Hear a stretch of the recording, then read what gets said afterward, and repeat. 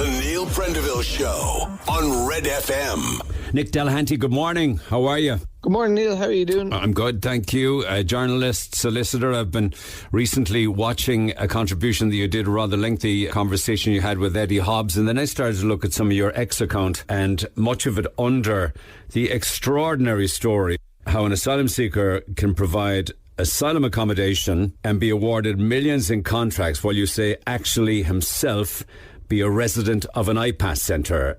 Am I accurate in that introduction? As amazing as it is, or extraordinary as it is, they are the facts on the ground. What is the backstory to it? Tell us in your own words. Look, the asylum accommodation stuff is the biggest, gig in town.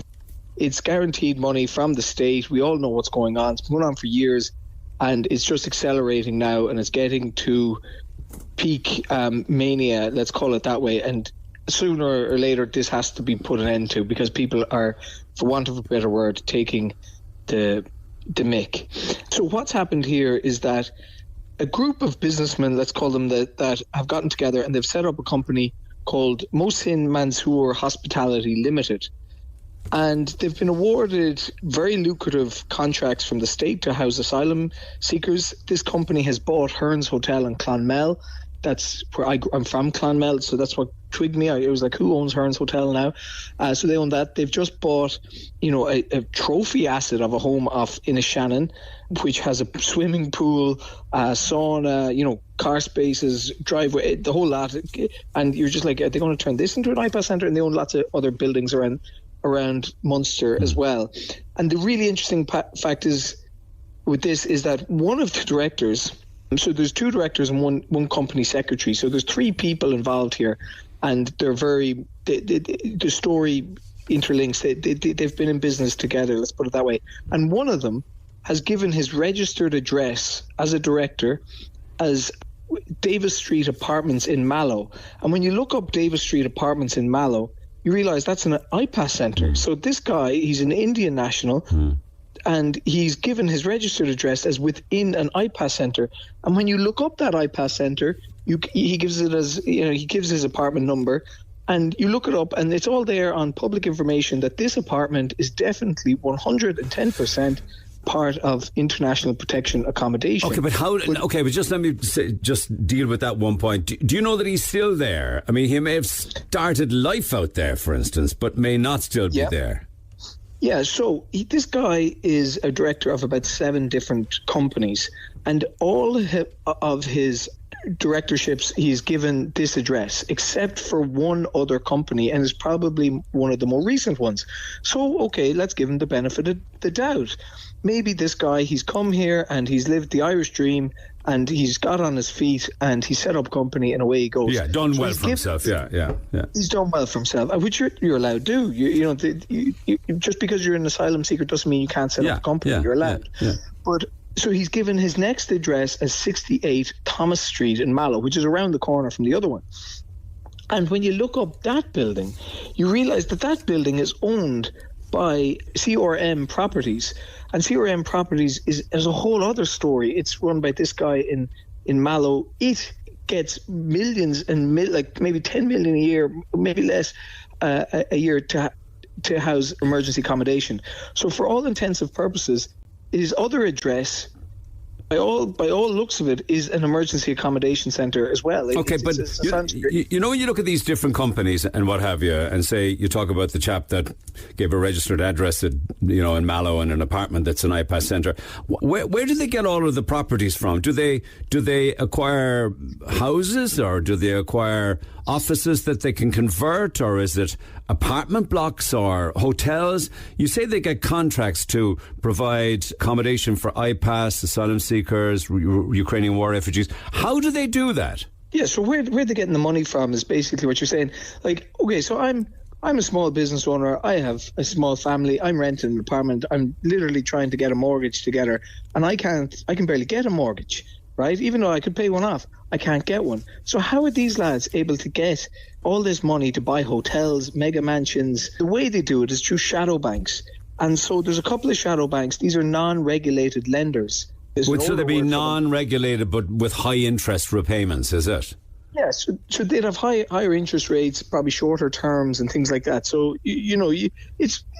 these are very good lenders for the professional space, people that are, well capitalized. Risky though, I'd say, with high interest, no? Completely risky. So going back to just this other guy who owns the current house that this guy is renting, he started off all this, he set up a few property companies and he went away in a hack, and from 2022 to now, he's after buying up 175 different homes, which are full apartment blocks, houses, basically owns an apartment or house on any main street in Mallow, Buttevant, Cork, Limerick, wherever. So he's huge. And he's done this all through loans from the likes of Novellus Finance or Realm Finance, both of them competing in the kind of shadow bank space. So this is kind of a bit of a hack of the system, because what's happened is they are getting guaranteed lucrative contracts from the state. The money's guaranteed every week. Yeah, you can't go wrong. The money is guaranteed, whether there's people in the place or not, so they can pay off the high interest rate, and so they're using taxpayers' money to pay off high interest rate loan for an unregulated bank. And at the end of this, he's going to own all these properties. He's going to use the asylum system to pay it all off. Okay, so these loan companies, these shadow banks or the money lending companies, they're funding the house purchases, the apartment blocks, the housing estates, the office blocks for entrepreneurs. Nothing illegal about it, incidentally, for these entrepreneurs to make major money that the taxpayer is funding to have refugees and asylum seekers and IPAS applicants accommodated. Yes, that's exactly it. What's interesting here is that these guys have had this history that I was able to find within, a very quick look at their past. The interesting thing here is that these guys have been awarded state contracts. How much do you think? Any figure for the Mansour Hospitality Limited, for instance?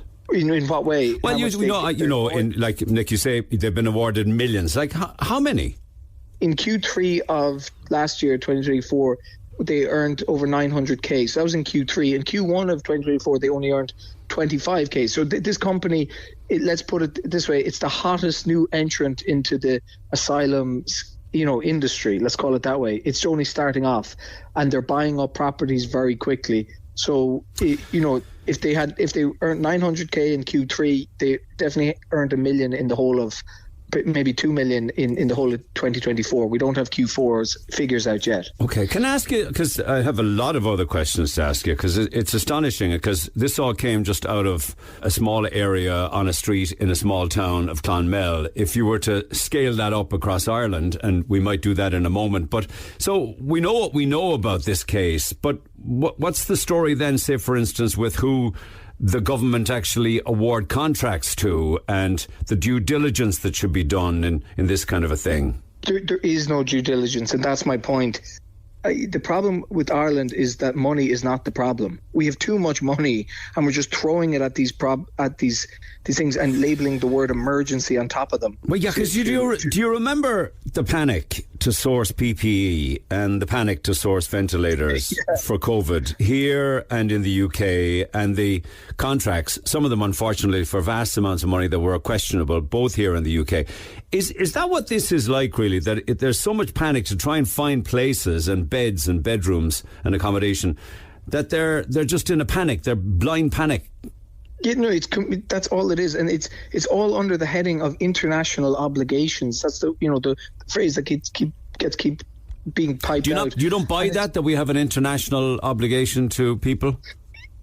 No, I don't. Like our kindness, Cade Míle Fáilte, 1,000 welcomes, or 1 million welcomes. Like our kindness is being taken advantage of, and we must stand up and realise that. Yes, we want to help people, but Jim O'Callaghan said that 60 or 70% of the people applying don't deserve to apply. Yeah. So we need to raise the bar on what it means to apply for asylum. Like the neediest of the neediest people, the most vulnerable people in the world should come here, and that's okay. But at the moment, we are being taken for a complete ride. It's very hard, isn't it? And I've tried to get an exact figure, and perhaps you might be able to help us as to exactly how much is being spent annually, or indeed maybe over the past 5 years or what have you, on IPAS, on asylum, on Ukrainian war refugees. Do you have an accurate figure, I wonder? Yeah, so they bring out the figure saying over $1 billion spent on accommodation. and that is a complete lowball estimate.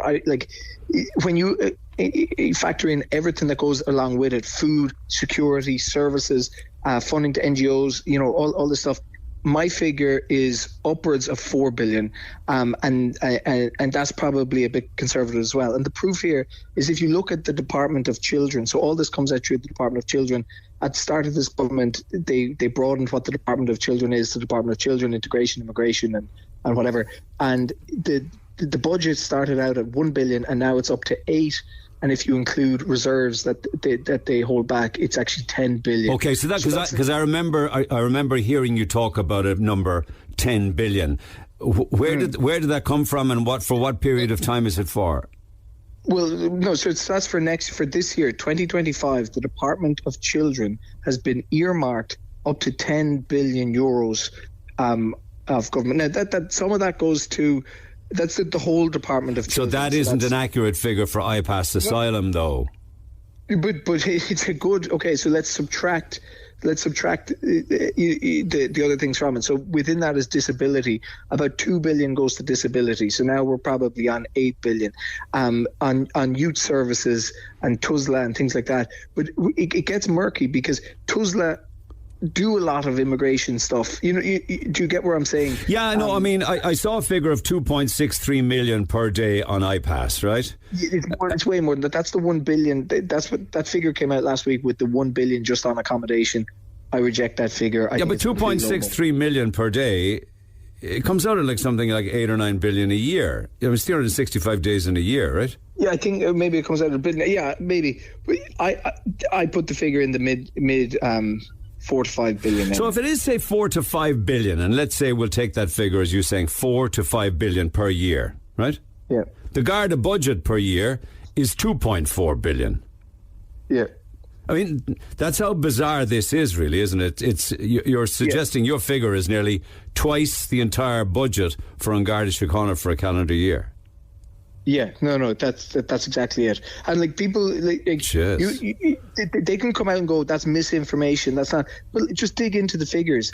Okay, I've seen some of the work you've done nationally, where you talked in the last few weeks of the politically connected business people who are profiting off this. There again is nothing illegal, though. I say that again. This is just opportunity and entrepreneurism at work, if you like. But while all of this property is being hoovered up right across the country, and God knows what the scale of it is over the 26 counties, I should say, we have young adults locked out of the housing market, right, who will never be able to get into it, and this is increasing the shortage of stock, right? Yes, and that's my point. I'm Generation Rent. That's why I'm so animated about all this. But again, it's a hard fight to even be allowed to say that immigration has any impact on the housing crisis. You'll get a lot of the opposition parties aren't capable of making that argument. It's complete nonsense. It's pure maths, supply and demand. But the problem is, this is all funded by the taxpayers. What's the point? The reason I find it so interesting that all this comes from the Department of Children is that I'm here with one child and we can't have another child, or we want to have another child, but getting daycare spots is incredibly hard. The daycares have not benefited at all from this influx of billions to the Department of Children. What are our goals as a country here? Is it pro-family? Is it pro-asylum? Are we just an asylum nation? Every building will be destined for asylum seekers. But at some point, it's the famous quote, you're going to run out of spending other people's money here. This is not sustainable. So Denmark saw this very quickly, and they opened their borders to the Syrian refugees in 2015. But by 2016 or 2017, they were like, this is not sustainable. Crime levels went up. Yeah, that's right. So you just mentioned it. The crime levels went up. Isn't there an ever-increasing worry in Ireland with regards to crime? Yeah, there is. And so just look at what's happening on the streets, the latest instance. And this is not, people are too scared to kind of acknowledge this, because then you're straight away, you're anti-immigrant, you're this. I'm like, no. If I was landed in a country and I had had no opportunity, was put in a tent, I'd be turning to crime pretty quickly myself. It's just not sustainable to keep saying that we can bring in so many people and continue a functioning society. That is not the way it works. You have to have strict rules. I don't put a whole lot of blame at all on people coming here. They want to seek a better life, that's fine. But we have to maintain our current civil society and realise and look around at the values that made it this way, and we have to protect it. Okay, and do you think that these numbers will start to decline and the financial numbers decline as a consequence? No, sure. Jim O'Callaghan, he's way better. He's talking more of the talk, but even he just flippantly threw off the figure. Oh yeah, there'll be 15,000. We don't even know, but we estimate 15,000 coming this year in 2025. 15,000 more people on top of. But if there's a ceasefire and whatever happens with regards to Trump and Putin, then doesn't that mean that people will start to go home? Say in the case of Ukrainians, anyway. Yeah, maybe some Ukrainian people will go home. That could free up space. Maybe they won't. But I don't think that's going to stop the flow of bypass people from Middle East and North Africa and different places. These are war-torn countries themselves. They'll never be fixed. There's an unlimited amount of people in the world that want to seek asylum in Ireland. And the top three nationalities of asylum seeker in asylum accommodation are Georgia, Algeria, Algeria and Nigeria, and they're designated as safe countries. What that's just complete incompetence on our part. So we're not even housing the people that are fleeing war. These guys are all coming from safe countries. So in the case of what you discovered in Clonmel, where migrants are running the asylum system, do you think that that's happening in other parts of the country as well? Or is this a one-off? Or can you say? Yeah, you'd have to say I don't know. This is the most evidence I have for it. But what this does is creates a perverse incentive. If you're an Indian person or Pakistani and you've just come from there, and now you're running an asylum centre, you've an incentive for more people to come, and you create contacts back home, and you start directing people this way like that. If you think about it, if I was Irish and I was in America and this was happening, I'd be ringing lads back home saying, come on lads, this is great. And that's just the wrong type of incentive structure that we should be creating. And that's the presumption that, we're going to continue with the same numbers. Whereas I'm saying, no, we don't need to be taking 15 or 16 or whatever thousand people. We must get the number below 2,000. And that's what Denmark have done, because they've implemented very strict policies. Okay, so the research that you're covering at the moment and the path that you're on, how come so little reporting has been done by mainstream media of the type of stories that you're carrying? Why do you think that is? The Sunday Business Post do some good reporting into, the accommodation under the heading of commercial property, basically, because this is the hottest ticket in commercial property, so they can't ignore it from a business sense. And then the other papers, obviously Grip Media, they're doing a brilliant job, and there's a few others that touch on it, but there's the out of control costs and numbers and applications that are ultimately refused, etc., etc., etc. Are they afraid to tackle that or grab that story by the neck because they're afraid of being name called or cancelled or what? I think it's all of the above. They're afraid of being leaning into the far right's inverted commas here, and even though that the arguments that the protesters across the country have raised are legitimate and valid and should be discussed nationally, but instead they've been labelled far right. So it's they have to walk all that. They'd have to walk all that back. It's very difficult for them to do it, and they're also extremely, like RTE, the Irish Times, and some of the main broadsheets are extremely linked to government in terms of obviously RTE got the 750 million bailout. There's huge amounts of connections there. A lot of the journalists, if you look at the advisors around government ministers, there's never been a higher proportion of ex-journalists that are now advising. I now joke that I actually should be an advisor to the asylum industry because I could tell them how to do it a lot better. Like that's where I'm at. Poacher turn gamekeeper. Not anytime soon, I hope. I'm not going to do that, but it's just like this is an industry. Like there should be an award ceremony at the end of every year for newcomer of the year in this space. Like it's worth billions. And you think destined to continue to be worth billions for some time to come?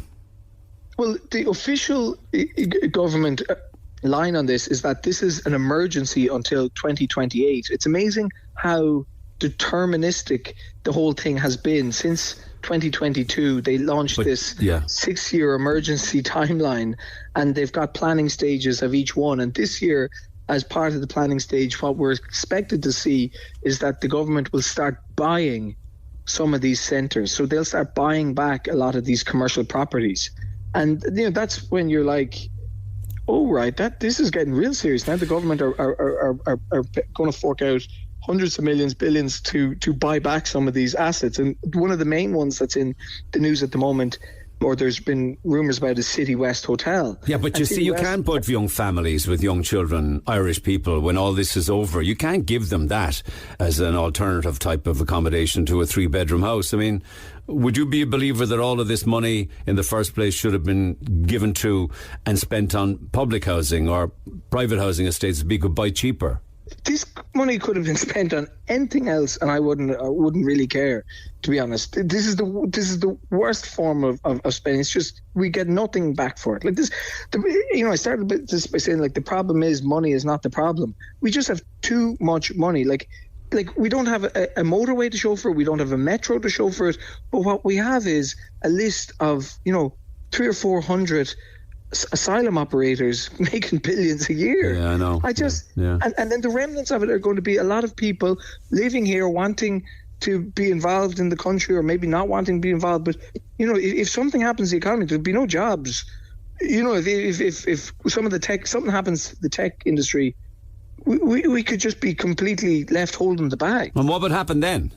It's a good question. So if Trump brings in low taxes in America and wants to onshore the likes of Google and Apple and stuff, two things could happen. Either they completely pull out of Ireland and that's them gone, and we lose loads of jobs, we lose all our tax revenue, that'd be a complete recession. Or they just start paying their main tax in the US and they actually keep their offices here and they keep a certain amount of jobs here. I would say that is probably the most likely scenario, but then we would still lose out on at least 10 billion, if not more, in revenue each year. It'd be disastrous for us. If anything happens to those jobs, if they pull out their actual offices, then every business is going to be affected. My business, it will be affected. All our customers are tech workers and things like that. It would be carnage. But the really sad thing is that when you talk about this online, a lot of people are like, this is our only hope. But they're actually praying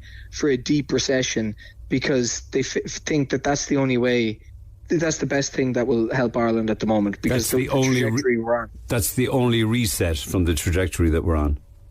And it's really sad. I'm like, Jesus Christ, like if we just had a few better policies, we could be rich and happy. But the country's rich, but the average person doesn't feel it, and there's no optimism at the moment. Okay. Optimism and ambition are key words. I want to get some thoughts from people listening to this conversation. Do stay in touch, though. It's a pleasure catching up with you, Nick Delehanty. Thanks for taking the call. People can follow you on X, I guess? Yes, X, TikTok, Instagram and LinkedIn. I'm on and active and all. Have a good one, pal. Thanks for taking the call. Much obliged to you. Text 0868 104 106.